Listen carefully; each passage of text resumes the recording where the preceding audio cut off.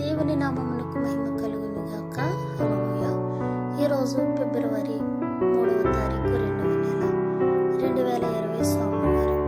ప్రార్థన సహవాస గృహం వారు సమర్పించే వాగ్దాన కార్యక్రమం. దేవుని వాగ్దానములు ఎన్ని అయినను అన్నయు క్రీస్తునందు అవునన్నట్టుగానే ఉన్నవి. ఈరోజు దేవుడు మనకు అనుగ్రహించే వాగ్దానము విందాము. ఇదిగో నేను తలుపునొద్ద నిలుచుండి తట్టుచున్నాను.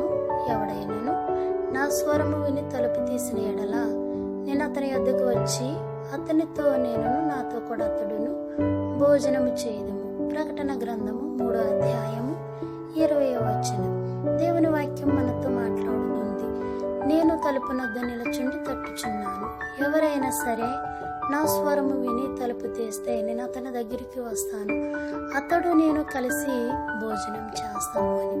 సహోదరుడా, దేవుని వాక్యం నీ దగ్గరికి వచ్చినప్పుడు, ఆయన మాటలు నీ దగ్గరికి వచ్చినప్పుడు, నీ హృదయాన్ని తాకినప్పుడు, ఆయన మాటలకు చెవినిచ్చి నీ హృదయాన్ని తెరుచుకుంటే గనక నాతో కలిసి చిన్న ప్రార్థన చెయ్యి.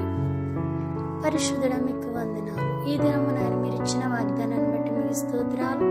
ఈ వాగ్దానానికి విధేయులగినట్లుగా నీ కృపను అనుగ్రహించి మా హృదయం అనే తలుపులు ప్రభు నీ వాక్యాన్ని ద్వారా తెరుచుకుని అయ్యా నీ వాక్యానికి విధేయత కలిగి జీవించే ధన్యత దయచేసి మహిమను పొందుకున్నామని నీ కృపను అనుగ్రహించమని. ఎందరైతే ఈ వాగ్దానం చూస్తున్నారో వారికి వారి కుటుంబములకు నీ మెండైన ఆశీర్వాదాలతో నింపమని యేసునామమున అడుగుచున్నాను.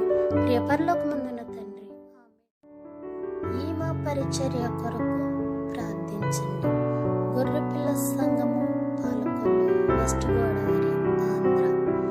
మీ కొరకు, మీ కుటుంబముల కొరకు, మీ పరిచర్య కొరకు, మీ యోగక్షేమం కొరకు అనుదినము ప్రార్థిస్తూ ప్రభువు సేవలో మీ సహోదరి. దేవుని యొక్క దీవెన ఆశీర్వాదం